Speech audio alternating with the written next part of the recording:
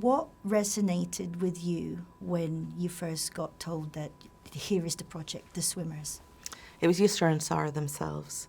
I hadn't seen on screen young, liberal, modern Arab women like them, and young women like me. I grew up in Cairo, and they reminded me of me and my friends when I was growing up. My siblings were swimmers, and that was one connection. And in one of your interviews, I loved it when you said that female ambition is a bit of a dirty word. I'd love to know more about that.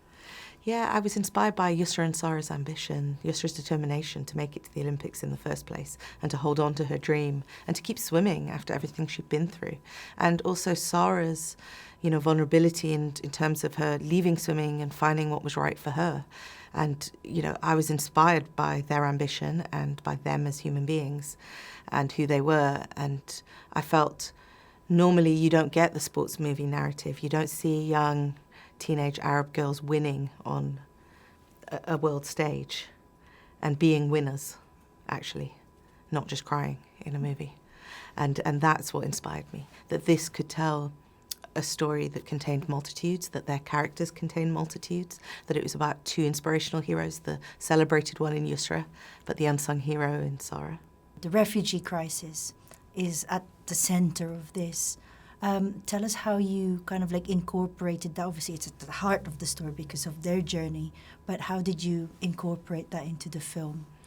It was important for me for the sister story to be at the forefront, and that's the emotional story. I mean, yes, there's that physical journey they go on, but it was always the emotional journey that they go on as sisters that to me had to be like the number one story, essentially. They go from competitive sisters who, there's not enough room for both of them really in that family, to true sisterhood by the end of the movie through all its ups and downs. And it was always allowing that refugee story to be at the backdrop, and to use cinematography to step back and give context in some of those wider shots or frames, but for the audience to very much be with the sisters on the journey on the inside, making decisions with them, being in the dinghy with them, on the road with them, that intimacy with them, really, to allow an audience to walk in other shoes and to not see refugees as other, to humanise them. When you hear statistics, you can become a bit numb when you think about refugees in terms of numbers, and cinema's power is to humanise and allow an audience to walk in someone else's shoes, and that's what we tried to do, humanise the story. Yeah, and in the film, obviously, it's you've got those scenes. You've gone to the different places that, at sea especially, which I'm assuming would have been challenging. Tell us about that. Yeah, it was challenging to film. In water, that's notoriously challenging, although we had a big ensemble cast with babies and children and animals. So there wasn't a single thing we didn't throw in this movie. And so it had its own challenges. But the sea, we chose to do that for real. And so we went to the coastline where you see these dinghies crossing, and we actually saw dinghies crossing. We saw Coast Guard ships chasing those dinghies. We wanted to do it there because most of the movie was filmed in Turkey, but also for an authenticity for the actors and for the performance. And I also cast a lot of refugees in the movie, so some of the other actors in the boat alongside our principal cast were refugees who'd taken that same journey. We also had Hassan Akkad, who's a Syrian filmmaker and refugee, who is our associate producer and consultant, and he filmed his journey on his mobile phone, and we had all that mobile phone footage. So a lot of what you see in the movie is based on first-hand stories, mobile phone footage that we recreated, and refugees work behind the scenes on the film as well. Mm-hmm. How different is it? Because obviously you're an award-winning director. How different is it to direct a film that's kind of fictional, and then bringing something to life, something that's happened in real life? Yeah, I mean, that's why authenticity is so important to me. That's why I had Syrians on the team who were refugees, who had that lived experience. Because, Hassan, I said to him, come to set every single day, stand next to me, and if you see anything that isn't right, you tell me. And that's and to the credit of the heads of department, we had that philosophy going in.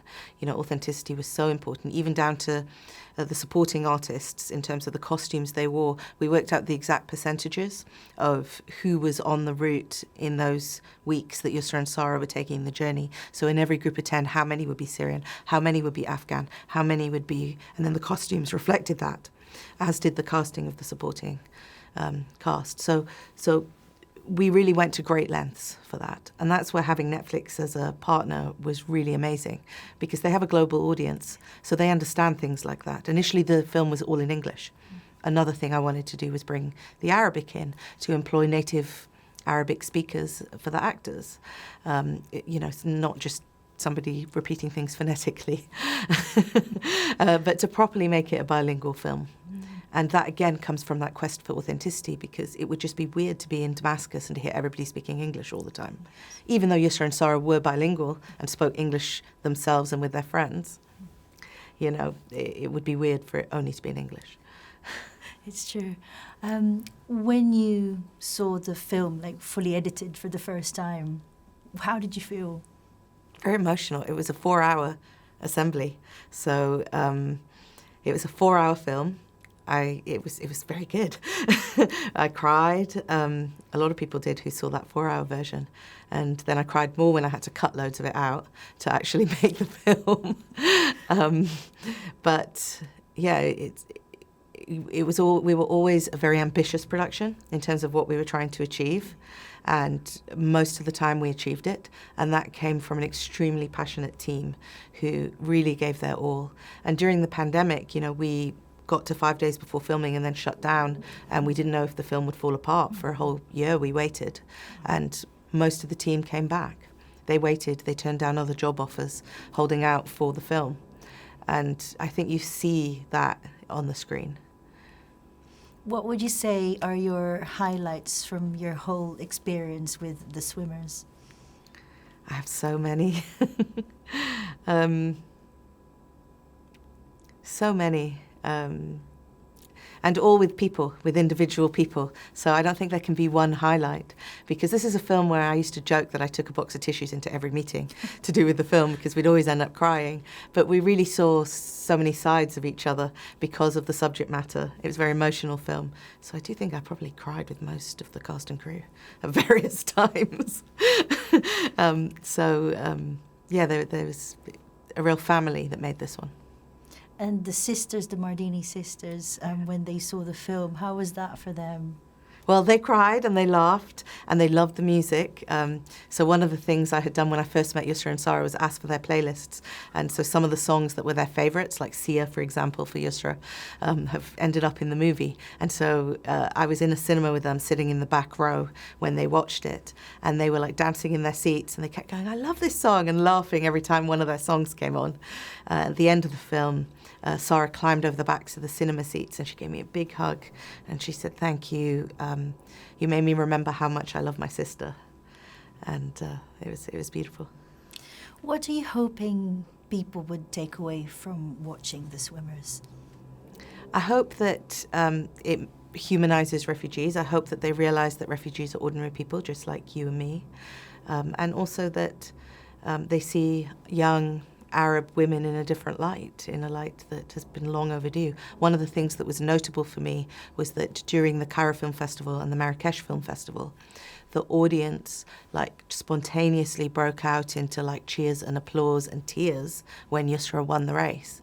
And that was very emotional for me, because other audiences hadn't done that. I think Western audiences are used to a sports movie, and so in those parts of the film, there wasn't that kind of emotional response. But in those parts of the world, you don't see young Arab women as winners. They don't win races. That just doesn't happen. And that was a really moving moment for the whole audience. It's cathartic, actually, and felt quite revolutionary. It's long overdue. Absolutely. For those who haven't seen the film yet, how would you summarise The Swimmers? I'd say it may sound serious because some of the stuff people have talked about, but actually it's an entertaining, inspiring film with some great music that you'll really enjoy. Sally, thank you so much Thank for your you. time.